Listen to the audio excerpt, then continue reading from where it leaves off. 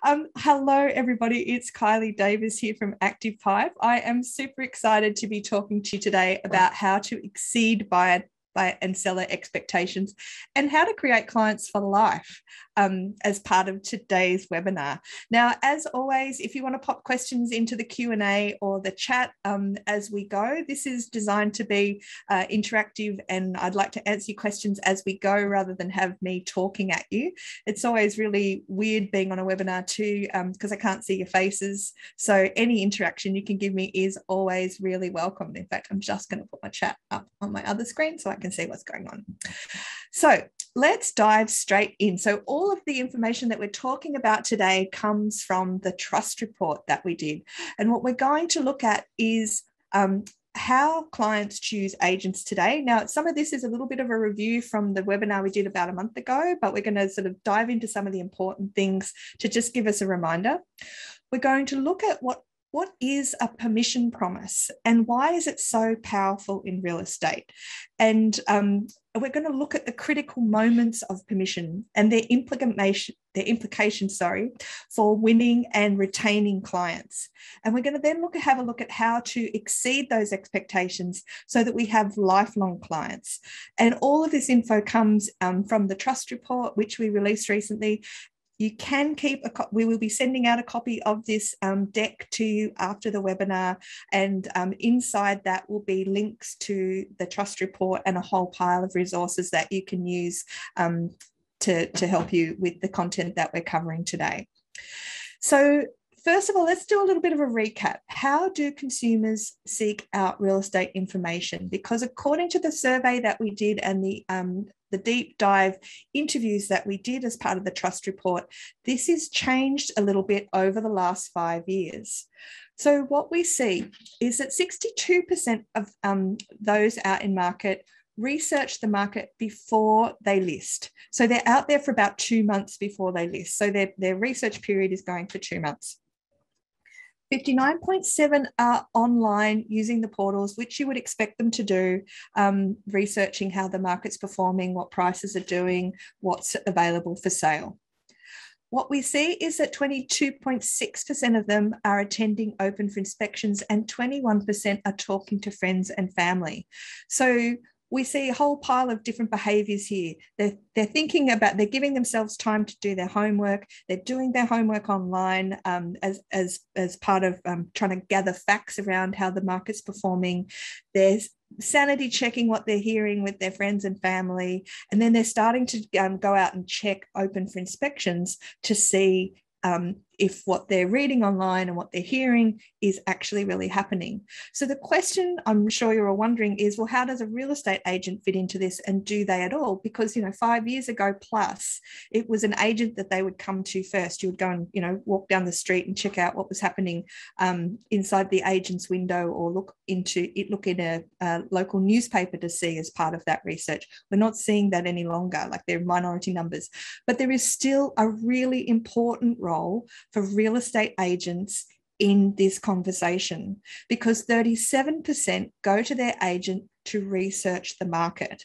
So I'm going to put this together in a following slide. But so they're researching online, they're giving themselves time to research, they're sanity checking with friends and family and finding out what they know, they're going to open for inspections, and they're reaching out to you guys. What we see with this, though, is that while they're not coming to you first, they're coming to you when they are more qualified. So they really still want a relationship with a real estate agent, but they want it at a different point in time. And they want it to do different things to what they did sort of 5 to 10 years ago or earlier on, when they were coming to you for everything. So they're coming to you to sanity check.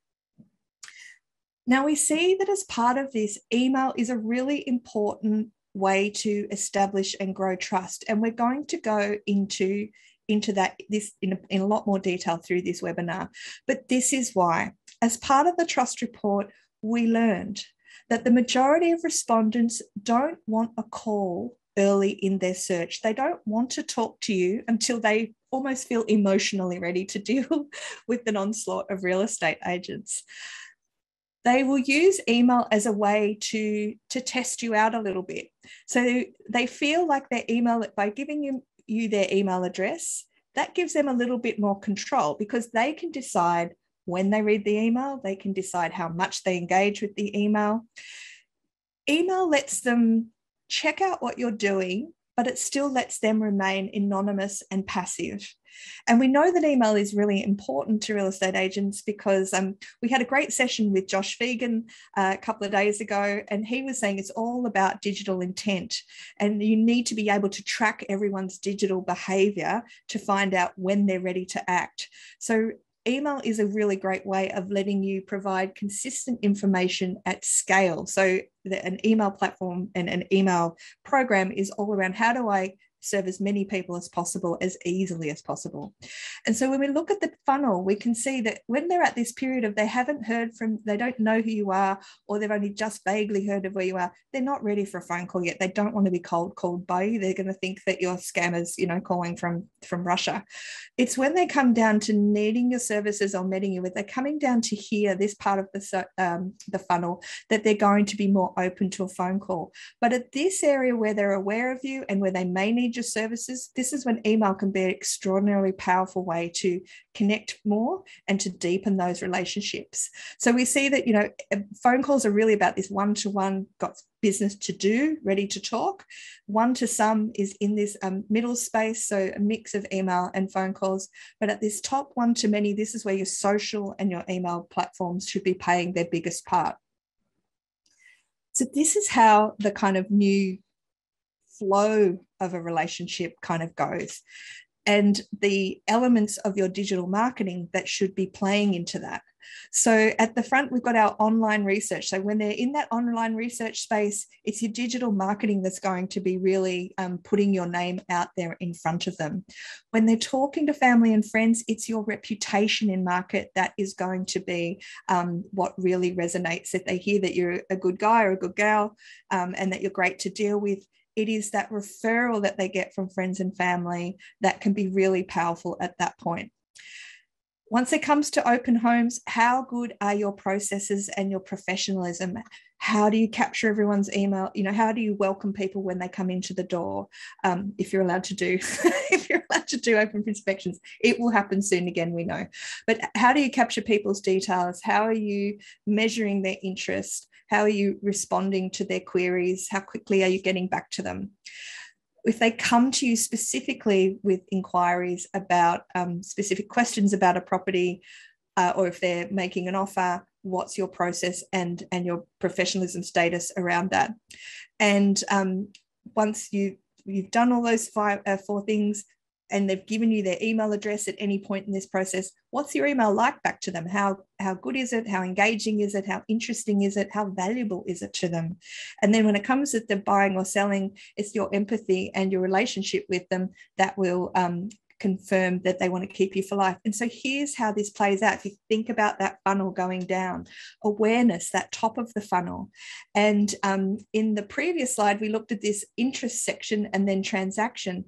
But in this, we see that it's awareness, it's the audition process that's going on here, and then it's the actions. So what we see is this, from the time that they start to attend an open home to the time that they start to ask you questions, and when they grant you access to their email, they are basically in an audition mode where they're checking you out to see, how you're going to treat them and whether you are the agent for them. And they do that whether they're a buyer or a seller. So this is really important to not just pigeonhole this behavior for potential sellers. This is everyone that you're dealing with. So what is a permission promise? So the permission promise understands that email is a really low risk way for someone to assess your value. So basically they don't need to talk to you if they don't want to, but they can basically observe you from a bit of a distance and understand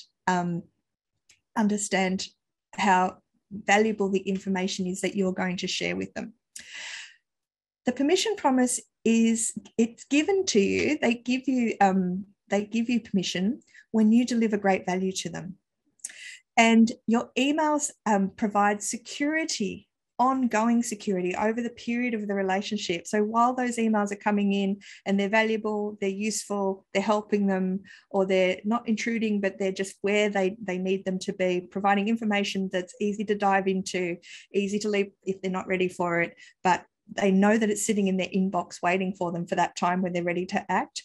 That gives them real security that they have a relationship with a real estate agent who is there for them when they need them, because we've moved away from this speed dating process of choosing real estate agents to this relationships for life.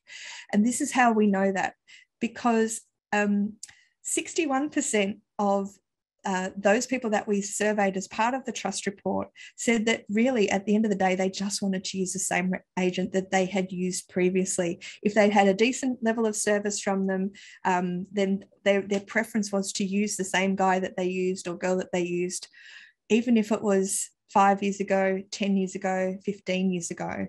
And why is that? Because it's easier, because he or she is a known quantity. They know what they're going to get. And they don't, at a time when they're feeling quite emotionally vulnerable around having to sell, or when they're looking for a property, they don't want the drama of a new relationship on that as well. They just want someone that they know is going to help them out and do a great job.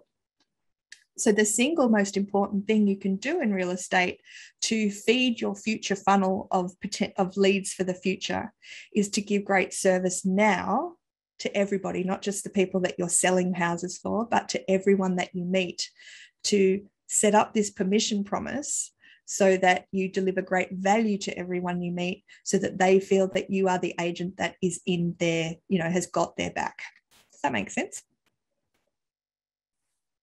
So what are customers expecting when they share their email? It sounds like I'm making it a really big thing, but here's what they want from you when they give you their email.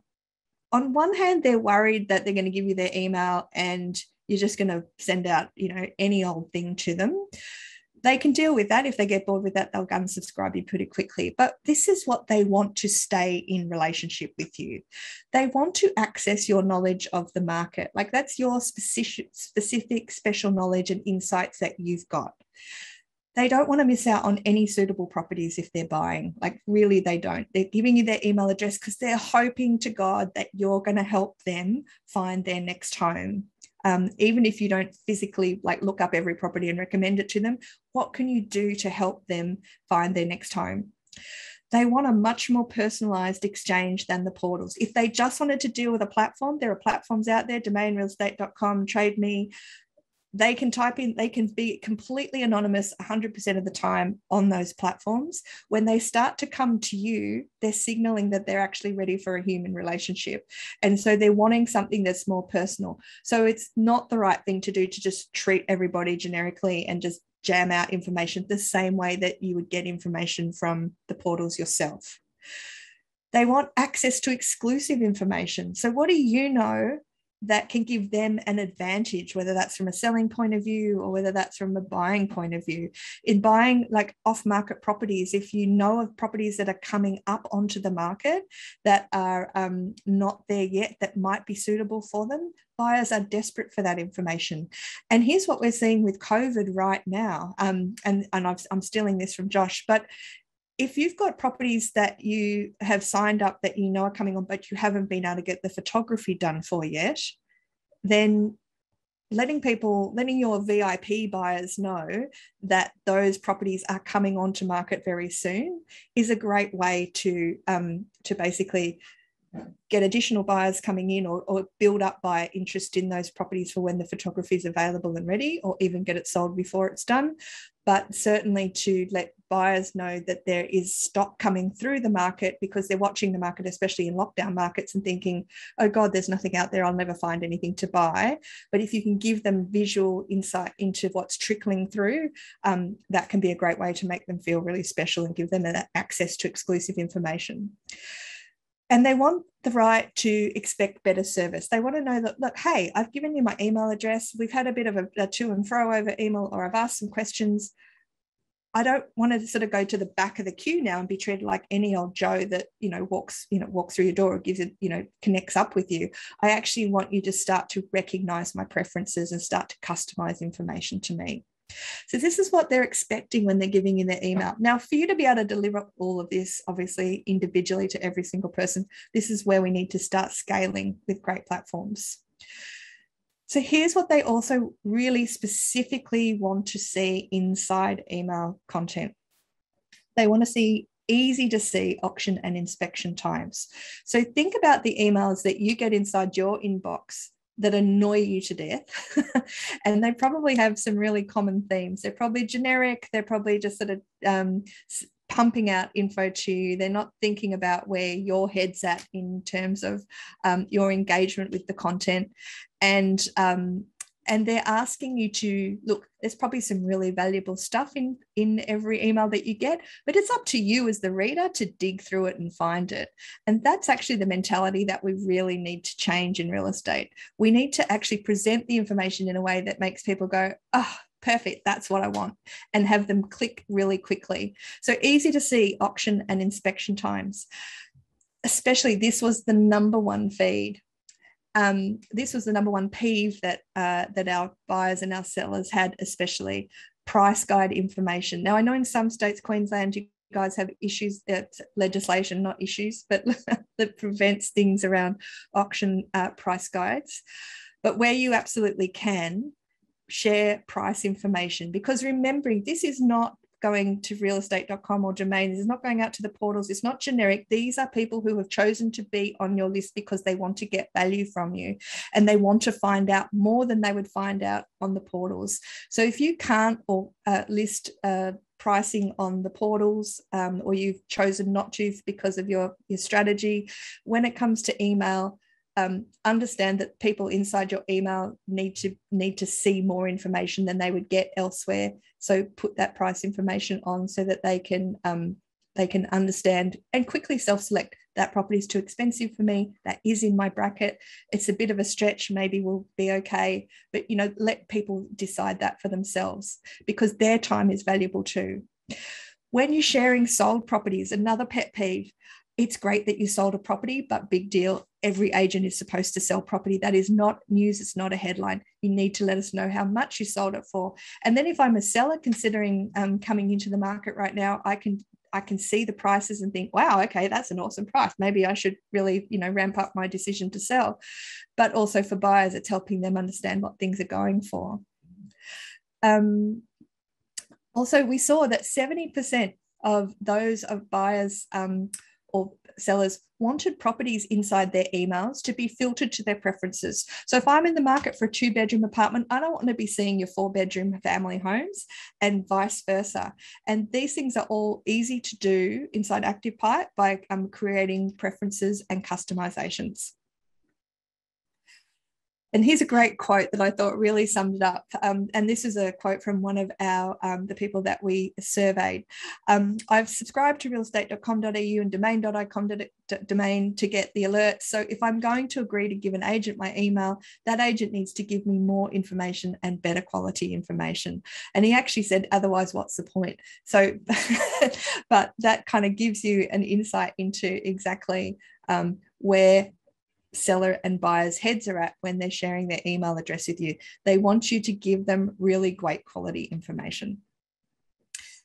So what behaviors erode trust? So giving people great quality information, ticking all these boxes starts to really build up trust, makes people feel that it's great to be in connection with you. What can you do though, or what do you do? What are the mistakes that we want to avoid around that will erode trust? And so these are the things to avoid, like sending out irrelevant information, sending out emails too frequently that have no purpose except they tick a box at your end and make you feel good because you've emailed the database. Really take time at the beginning of setting up your campaigns to think things through and to work out your customer journeys. Constant requests for sign up. So yeah, I know you've just signed up to my email marketing list, but now do this other thing or download more. You need to establish trust. You need to build the relationship before you can ask people to provide you with more information. Otherwise, they worry that you're phishing. Ugly emails. Why do they need to be ugly? We work in real estate. Real estate porn is a thing, and we have amazing content that we can share, and beautiful photography. So make sure your emails look gorgeous and are visually enticing to read. And make sure the tone of your emails is talking to people in the headspace that they are at, not reflecting how desperate you are to get a sale or worried you are about COVID and lockdown. It's not about you, people. It's about your audience. So we need to avoid tones of voice that are aggressive, that are really transactional. We need to try and put ourselves in a really conversational and helpful tone of voice so that people feel like we're there for them and there's real value. There's real value in reading the email, not that it's about you trying to get them to do something for you. So, what sort of emails work the best? What we're going to do now is dive into, in detail, some particular pieces of content and types of emails that really work to help build up this trust and continue this permission promise. And here are the top performing rules of the rules of top performing emails. Personalize them. Don't just send just here's our list of everything. Say, hey, Kylie, here's the list of open for inspections this weekend that we think meet your criteria. And then send me the 2-bedroom units. I'm not getting divorced. I'm just using 2-bedroom units as an example. So greet people by name. Don't let yourself fall into the habit of being generic. Customize, recognize individual preferences. So create campaigns. Now, this sounds like a lot of work, but it is work at the start so that after you've done it, everything else becomes easy. You can put it on set and forget afterwards. You can't set and forget it at the start. You have to think it through, and the team at Active Pipe are more than happy to help you get started with all of this, but think it through at the start what your customer journeys are. So recognize individual preferences. Here are my first home buyers. Here are my buyer sellers. Here are my sellers in thinking of selling after COVID. Here are the people who I think I can convince to sell now, so that we've got stock coming through as we come out of lockdown. So, segment your database and start to recognize individual preferences. Relevant. So again, talking back to that segmentation piece, information that the recipient can use. Make sure that you're not sending first home buyer information to retirees. Make sure that you're not sending upseller information to people who are downsizing. Really make sure that you're sending out information that is, customized and relevant and particular to that person. And you do that again through segmenting. And timely. So send it at a frequency that makes sense to the recipient. So buyers are going to want emails a lot more frequently than your sellers who are thinking of acting in the next 3 to 6 months or 2 months. People who you are generally in contact with, probably once a quarter is enough to be in contact with them. Don't think, oh, well, I'll just do a weekly email market update and then send that out to everyone in my database and that's enough. What we can see in this research around trust, that taking that approach is not the way to build great relationships. It actually damages them in the longer term. But if you take the time at the beginning to really set your emails and your campaigns up properly, you can build that trust and build much longer relationships. So let's have a look. Now, thinking back to, now I'm just going to quickly turn my heater off because I've managed to cook myself in my office. Hang on 2 secs.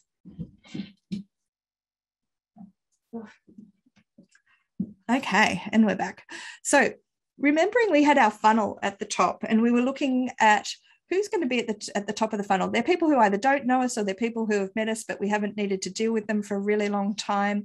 We want to stay connected with anyone that we have done business with in the past, and we really want to stay connected with people who are locals that are in our farming area, even if we haven't done business with them. So property owner campaigns, a campaign that says, okay, well, here are all the property owners that we know in our area. We don't know if they're buying or selling at the moment, or we don't think they're buying or selling. We haven't seen any other indication of that. This is just sort of our farming campaign that we want to. You might want to stay connected with either a monthly or a quarterly market update or report.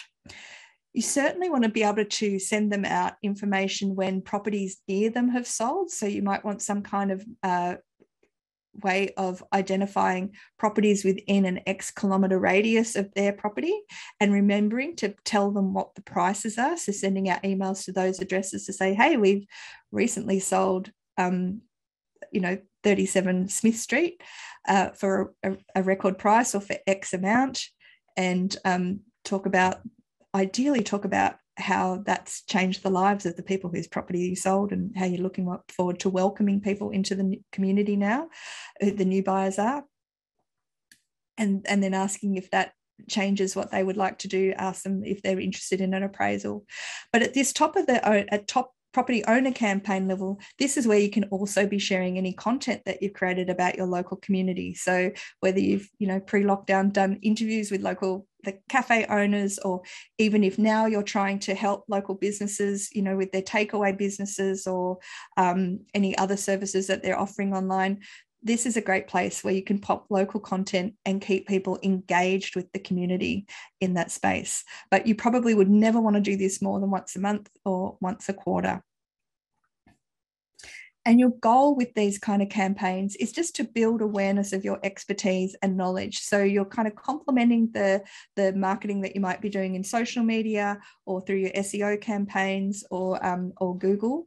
But you're really wanting to build awareness of your expertise and knowledge, and you're doing that sort of personal reach out so that people are seeing you on Facebook and then also getting an email from you. That starts to build up and resonate. Mid-funnel. Now, I reckon buyer emails are one of the most underdone and highly valuable things that we can do in real estate. And so I really want to encourage everybody to start to think about buyer emails. I know that real estate agents, we're making money from sellers and from earning commissions, but every time we sell a property, we have the opportunity to delight two parties. The seller whose property we just sold, who we hope is going to tell all their family and friends, and remembering 21%, 26% are going out to family and friends as part of their journey. They're asking who they know. This is when they start to refer. So the seller who's had a great experience, and we've got the buyer. And because so often in real estate, we deliver such an awful experience to buyers, when we do that transaction, what comes out of that transaction, we have the opportunity to put two people into our bank for next time. But in fact, all we do is we put a proportion of some of the sellers into the bank for next time if we deliver okay service. So what we really need to be doing now, buyers, because we're not making any money out of them in terms of immediately from commissions, it's really important that we automate this, and it's really important that we scale it so that we don't have to do a lot of work around it, but we can still offer amazing experience. So and buyer emails are a fabulous way to do that. So you really want to be able to get from buyers, as soon as they inquire about any property that you've got coming in through either the portals or any way that those inquiries are coming in, you want to start sharing properties that match their criteria. So asking them to identify what their criteria is, and then start to serve them up emails that are sharing properties that match those criteria. You want to have a system in place that basically talks to them about giving them early or VIP access to new listings. So we see this being done really successfully by some top performers. You've signed up the property, but before you put it onto the portals, you share it out with your database first, and that's all you need to do. But you tell your buyers that this is sort of like your VIP club or your buyers club, and you're sharing that information out first to them by giving you their email address. You can do that once a week with updates on what has met their criteria, but especially because listings are hard to come by, but as new listings come on, sending alerts. Buyers don't mind being emailed really frequently with a property that might match their criteria or is close to matching their criteria. They want to know that as soon as possible. So as soon as you list and have available a new property, send that out. They are really keen on tips on buying. They're always keen on tips on buying, but especially in the current market. How's COVID changed it? What are they going to need to go through if they're looking to buy? What should they have organised? And lots of answering of questions around the buyer process. So in just this kind of 6 points right here, you've got sort of 3 or 4 different campaigns that you can run. You can have a weekly buyer update. You can have a new to market update. You can have your VIP kind of, or a listing alert update. You can have a VIP update of this is gone. We're giving you this before it goes to market anywhere else. And then you can also have generalized tips on going to market and sharing advice and guidance on them. You only have to set them up once, then they start to automate out. And set up a system for it. So it's not hard to do. But when it comes to you've finally found, you've got your seller, you've got your buyer, you've brought them together, there's a transaction there. Both of those parties do the review for you. Both of those parties refer you to their friends and family. And the buyers are especially grateful because buyer service is so hard to come by at the moment that they are 4 times as amazed and astounded at the level of service. So they can become huge champions for your business. So in that mid-funnel, buyer update emails, once they've reached out to you and inquired about any property on your books or in any way, shape or form, get them into a buyer email and set up buyer campaigns. Are there any questions so far? Okay, so now lower funnel. Let's kick on while we go for lower funnel. Seller nurture campaigns. So we really want to keep our future sellers up to date in the market. And this is really important with COVID because we know that a lot of people are out there thinking that I really need to sell or I want to sell, but I don't know about this whole lockdown thing. Sounds really scary. I think maybe we should wait until it's all over and then we'll think about selling. And obviously, as agents know, we want people to keep transacting. So we want to keep future sellers up to date with what's going on. We want to keep nudging them to make them fit. We want to build their security that, look, yes, it's crazy, but yes, prices are amazing. So why would you wait until everyone's going to market to sell? Because that's when we will see prices start to ease. Now is the perfect time to start to go into the market. Let's work our way. This is how we work around. Work around sounds like we're trying to avoid them, but this is how we work inside a COVID space where that's possible. You really want to share market insights and recent sales with prices, and you really want to answer questions in advance with blogs and articles. You do want to share prices. You can see a bit of a theme going on here, but again, questions in advance. So and what are those? It's not hard to brainstorm what those questions are. How much a property is selling for me at the moment? How long is it taking for properties to sell? Is now a good time to sell? How do you sell in a COVID safe environment? Answers to any of these questions make great blogs and articles, and it's sharing them out with potential sellers. It can also be a great way to make them feel secure and to build up that relationship of trust and permission. So what you're trying to do here, what your goal is here, is to stay connected with these people because these are your future listings, and you want to build their confidence so that they choose you and that you get to do the appraisal and that you get to win their business. And anniversary campaigns. Now, these are so easy to do, and now you don't want to overdo them because every year my accountant sends me a birthday card and it's like, okay, great. It's the only birthday card I got because everyone else just reaches out on Facebook. But it is lovely to have a meaningful contact around an anniversary, and it can come out of the blue and get real cut through if you remember something that other people or that your clients have forgotten. So recognizing significant milestones. Now, I don't think you should do it every single year. I think you should, because I think that's a bit too much and it feels a bit needy. But certainly letting, if you've just sold someone, and this is again, a buyer who has bought through you a year after they've bought that property, that year's going to have gone in a blur. Let's all face it, they probably still have got a room in the house that they haven't unpacked all their boxes from, but it will go by in a blur.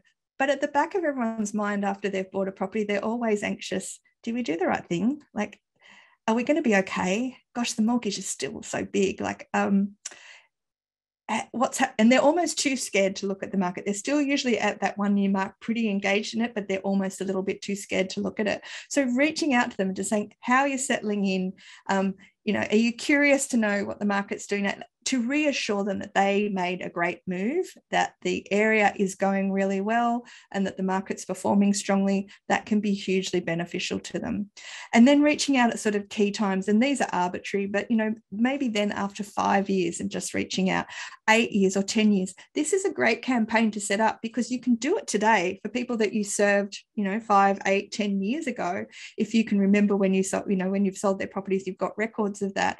It's not a bad idea to just set it up so that you can reach out to them and just say, hey, it's been, can you believe it's been 10 years since you bought your property?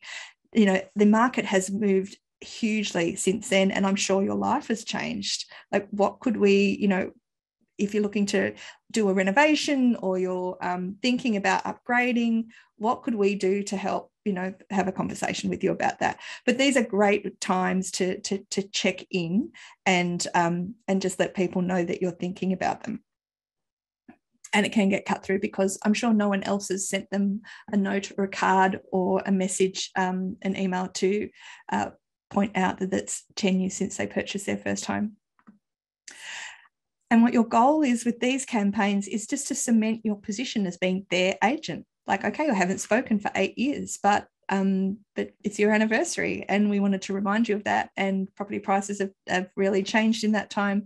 So I'm here for you still. I remember you. I remember the day that we sold, got you moved into your new place and settled on it. It's been great. When things change and you're looking for someone again, we're still here. What are the benefits of getting this right? We know from the trust report that those people that we surveyed said that they were happy to stay in connection with the agents that reached out to them, or that serviced them in this way. They would stay in connection with them for years. So again, everyone understands no one wants to be transacting and flipping property every year or so.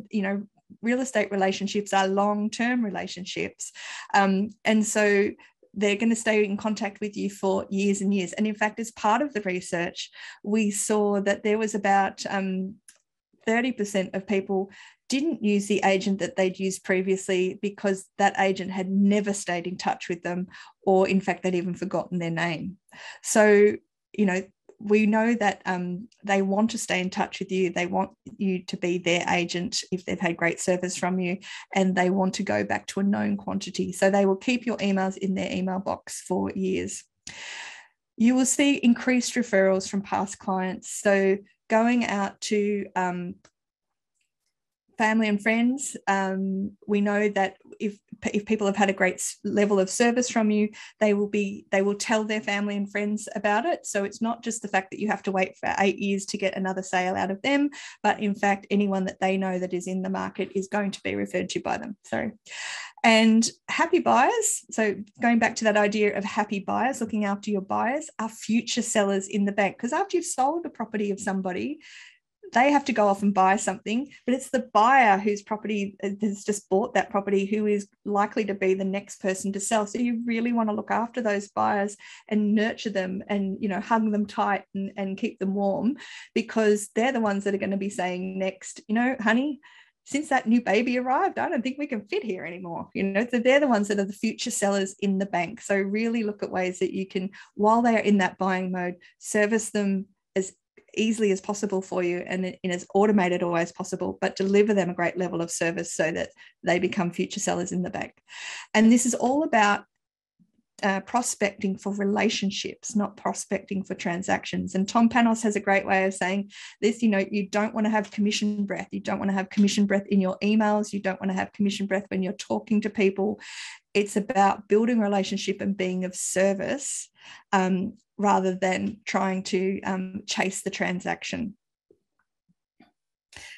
So it's not just emails that build or damage trust, though. So what we saw before is that we looked at our awareness, our audition, and our delivery, or our action period. These are what we see as part of this flow of behavior of how people are engaging with you as real estate is we see that all of our marketing comes together. And our marketing is not just the content that we put out there, whether that's email or social media. Our marketing is also how we behave. So how strong is our online presence is what we need to get right in order for us to be attracting people at the top of the funnel when they're doing their online research. And that's our digital marketing. We really want to know what do people I know say about you. So how, Tom, again, has a great way of saying this. It's about what they say about you when you're not in the room. Well, that's where your reputation is coming into play. How are you treating me at an open, which is where professionalism and process? How are you handling specific questions and inquiries in one-to-one conversations? Again, professionalism and process. What kind of emails are you sending out? That's your marketing and the processes that you've got sitting behind that. And how well are you looking after me? That's where your empathy and your processes for supporting yourself to deliver that empathy come in play. And so here's what else we know is that over 65% of people expect a follow-up from an open for inspection within a few days. And not following up is a serious eroder of trust. So we know that this is a big issue at the moment in that because there are so many parties going through open for inspections when open for inspections are allowed, but there's so much inquiry coming in for properties because there are so few properties out there that it can be hard to follow up on everyone. So again, having another email campaign that talks about following up, if you're interested in, a quick survey on that property. How did you find it? Are you interested in making an offer? Would you like to, are you interested in a contract? Something to follow up on that. If there's too many people to phone and you're needing to add email support to that, that can also be a great way. But you mustn't just ignore the people that turned up, because that can really start to impact on that breaks that permission promise that they have with you. So heading towards the end now, you've been a fabulous audience. If anyone's got any questions, please let me know. Here's what we see. This is the trust and permission is all part of a behaviour cycle. So your marketing, your personal conduct, the business processes that you have in the background, and those, human interactive ways that you treat people, they're all interconnected in establishing trust and retaining permission to be in connection and to build up your reputation. So what we see is that your marketing is looking at how you're positioning yourself. Your professionalism is talking about how you're conducting yourself out in the market, and that can be physically as well as over the phone and in your email. Your processes are how do you scale that conduct so that you're delivering information delivering information really consistently. Your empathy is how you're building up rapport and being of service to people. And then that all ties back into your reputation, which is how you're perceived in the market, which of course then talks back to your marketing. So this is what an attraction agent 2021 looks like. And we see that all of these elements of getting your tone right, getting your scale right, so that you can be really consistent and service as many people as possible. These are all key parts of that, and then matching that with your behaviour out in the market. Tom and Josh talk about being an energy business or a process business, but we know that the best businesses are those that put huge energy into their processes. So let's do a quick summary. We need to articulate the permission promise from the start. So how are you out in market collecting email addresses? They'll be coming in from the portals. They'll be coming in through open for inspections. They will be coming in just from general inquiry or from social media. But how are you using those email addresses when you get hold of them? And how are you telling people whose email addresses you've got what you're going to do with them? What kind of value are you offering as an agent in an office in return for giving that email address? Are you telling people by your actions, oh, look, we just send out any old thing? Or are you telling them by your actions, we really care about the data that you've given us, and we're going to only share information that is relevant, valuable, and to you, and that will help you achieve your goals in property? That's got to be your promise. I want you guys to start to consider that when a client hands over an email address, that is the equivalent to joining your real estate club. It's kind of like, an American Express membership or Qantas frequent flyer points. I've decided that I'm part of your team and I'm looking to you to, really help me in achieving my property goals. So what can you do with your email lists to help people achieve those goals? And then as you're doing all of that, really delivering on what you promised as part of taking their email address in the first place. Now, ActivePipe has lots of resources to help you with that. Every office has access to a success manager, and I've seen that there are some comments that have come through on the chat. If you need access to your success manager, email success@ActivePipe if you're not sure who it is. Our support team's also on call. You can have an account review so that we can give you some tips and insights into what you should specifically be doing to improve your use of ActivePipe. And we'd love you to download the trust report and have a read through that, because that goes through the data and the insights that we've talked about today.